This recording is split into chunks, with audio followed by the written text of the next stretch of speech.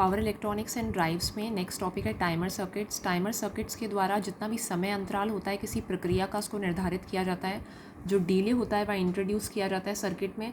इन timer circuits में विभिन्न प्रकार के इलेक्ट्रॉनिक कंपोनेंट्स या पावर इलेक्ट्रॉनिक डिवाइसेस का उपयोग करके जितना भी समय का अंतराल है उसको किया जाता है, जिससे कि जो प्रोसेस है या प्रक्रिया है उसमें एक प्रक्रिया से दूसरी प्रक्रिया में होने वाला समय या किसी प्रोसेस को रिपीट करने की प्रक्रिया पूरी हो सके। टाइमर सर्किट्स टाइमिंग निर्धारित करते हैं, जैसे किसी वेल्डिंग प्रोसेस की, मोटर ऑपरेशन की या इंडस्ट्रियल प्रोसेस की। इसमें जैसे मोटर का प्रचालन, मोटर कितने टाइम तक ऑन रहेगी, कितने टाइम बाद ऑफ होगी। ऐसे ही वेल्डिंग प्रक्रिया में क्लैंपिंग के पश्चात इलेक्ट्रोड से पास होने वाला करंट या धारा कितने टाइम तक पास होगी और कितने टाइम बाद जो नेक्स्ट वेल्ड है उसकी सेकेंड वेल्डिंग स्टार्ट होगी, ये सब कुछ निर्धारित किया जाता है।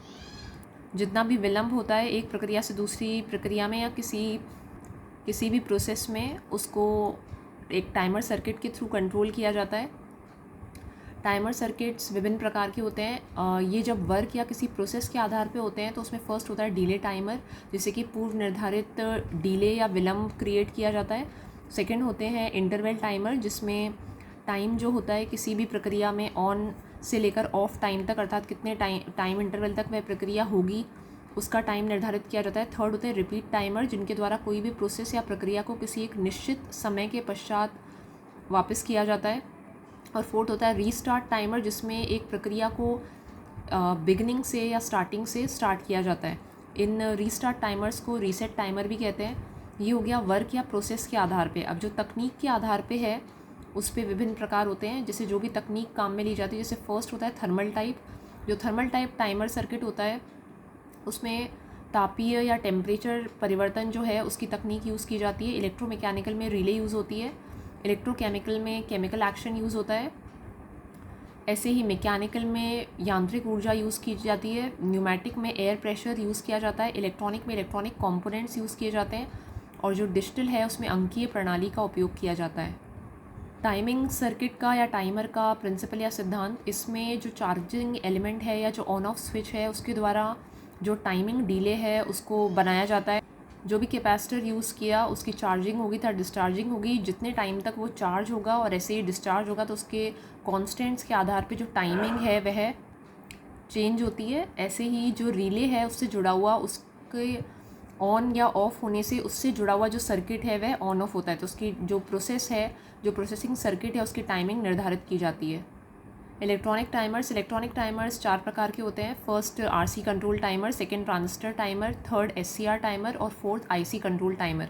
जो आरसी कंट्रोल टाइमर होता है उसमें प्रतिरोध और संधारित्र का सर्किट काम में लिया जाता है। ट्रांजिस्टर टाइमर में जो ट्रांजिस्टर है उसके ऑन या ऑफ होने से टाइमिंग जो है वह सेट की जाती है। ऐसे ही थर्ड एससीआर टाइमर, इसमें जो एससीआर है उसके ऑन ऑफ होने से टाइमिंग जो है वह उत्पन्न होती है। ऐसे ही फोर्थ आईसी कंट्रोल, इसमें IC 555 का उपयोग किया जाता है।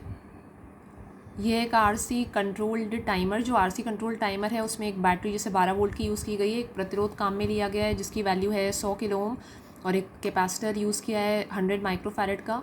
इसकी जो चार्जिंग होती है, अगर इनिशियल वोल्टेज हमारे पास V0 है, जैसे यहाँ पर 12 वोल्ट है, तो उसके अनुसार जो वोल्टेज रहती है चार्जिंग के केस में वह रहेगी V = V0 into 1 - e⁻⁻t upon RC। RC रहता है इसका टाइमिंग कांस्टेंट। इस टाइमिंग कांस्टेंट के वैल्यू से जितना भी टाइमिंग है उसको रेगुलेट किया जाता है। R और C की अगर वैल्यूज़ चेंज होगी तो टाइमिंग जो है वह चेंज हो जाएगी या परिवर्तित हो जाएगी। ऐसे जो इसका डिस्चार्जिंग रेट रहता है वह रहता है V = V0 e⁻⁻t upon RC। अब जब इनिशियली ये 12 वोल्ट का वोल्टेज दिया जाता है तो उस 12 वोल्ट के वोल्टेज के अनुसार जो कैपेसिटर है वह इस विभव तक चार्ज होता है। कैपेसिटर के चार्ज होने के अनुसार जो रिले है वह ऑपरेट करता है। जब इसके अनुसार वोल्टेज यहाँ पर 6 वोल्ट तक आ जाता है उस समय जो रिले सर्किट है वो ऑपरेट करता है। अगर इस रिले सर्किट से जो परिपथ जुड़ा हुआ है वह अगर 6 वोल्ट पर ऑन होता है तो जैसे इस संधारित्र के अक्रॉस 6 वोल्ट आता है, 6 वोल्ट तक चार्ज होता है, वैसे ही रिले जो है उससे जुड़ा हुआ परिपथ जो है वह ऑन हो जाता है। उसके बाद ट्रांजिस्टर टाइमर का ये सर्किट होता है। इसमें एक ट्रांजिस्टर T लगा हुआ रहता है और एक जेनर डायोड लगा हुआ रहता है। जेनर डायोड जो है उसका वोल्टेज 6 वोल्ट पर है तो जो कांस्टेंट वोल्टेज जब तक कैपेसिटर जो है वह 6 वोल्ट तक चार्ज नहीं होता तब तक जो ट्रांजिस्टर है उसके बेस में धारा प्रवाहित नहीं होती।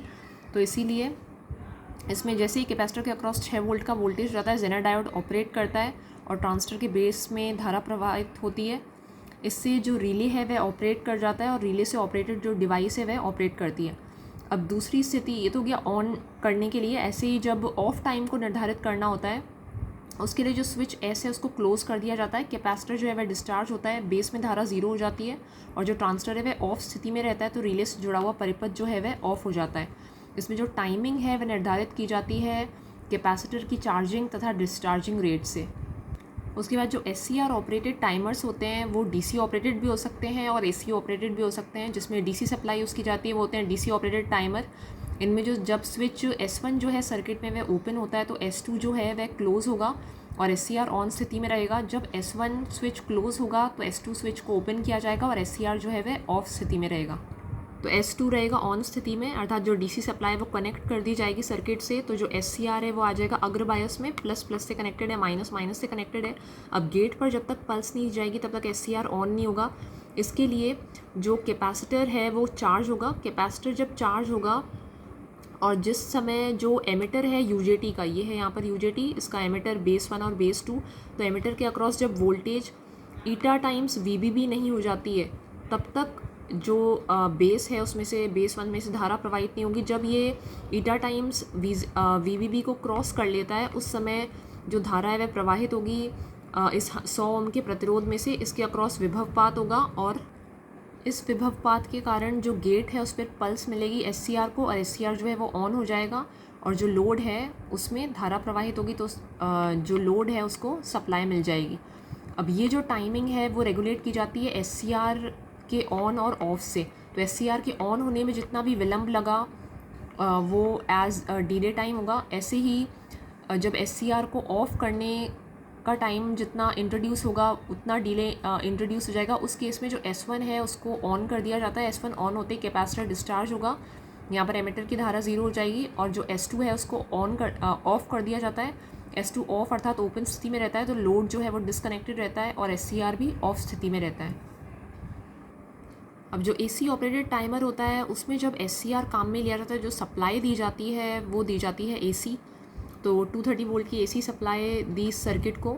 उसके पश्चात R1 से धारा नियंत्रित करने के पश्चात ये D1 डायोड जो है वो एक हाफ वेव रेक्टिफायर का कार्य करती है। C2 जो है वो फिल्टर का कार्य करता है, इसलिए यहाँ पे फिल्टर्ड आउटपुट DC मिलता है। इस फिल्टर्ड आउटपुट DC को दिया जाता है जो इस प्रतिरोध R2 और ऐसी पोटेंशियोमीटर P1 से पास होकर C3 कैपेसिटर को चार्ज करता है।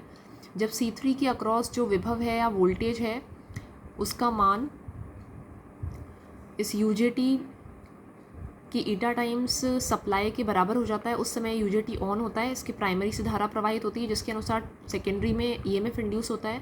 तो एज गेट पल्स ही मिल जाता है SCR को। जिस स्थिति में SCR ऑन होगा उस स्थिति में जो रिले कॉइल है उससे जुड़ा हुआ जो सर्किट है वह ब्रेक हो जाता है।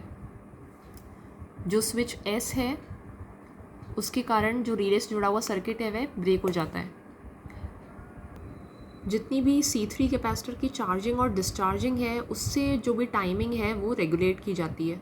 तो एक AC ऑपरेटेड टाइमर में सप्लाई AC होती है। SCR जब ऑन होता है तो रिले का सर्किट ऑफ होता है और जैसे ही SCR ऑफ स्थिति में होता है तो रिले का सर्किट जो है वो ऑन होता है। जो एक IC टाइमर होता है उसमें 555 IC यूज़ की जाती है। एक 8 पिन की IC होती है जिसमें 8 पिन्स कुछ इस प्रकार से होती हैं। First pin ground, second trigger, third output, fourth reset, fifth control voltage, sixth threshold, 7 discharge और 8 प्लस VCC या पावर सप्लाई। इस IC का इंटरनल स्ट्रक्चर ये होता है। इसके अनुसार जब जो कैपेसिटर है वह 2/3 VCC तक चार्ज हो जाता है जिसको टाइम इंटरवल लगता है 1.1 into RA plus RB into C। उसके अनुसार जो पहला कॉम्पेरेटर होता है उसका आउटपुट जो है वह हाई आता है। आउटपुट हाई आने के कारण इससे जुड़ा हुआ होता है फ्लिप फ्लॉप सेट हो जाता है और इसका आउटपुट हमें मिल जाता है 1। आउटपुट 1 मिलने पर इससे जुड़ी हुई जो रिले होती है वह ऑपरेट करती है।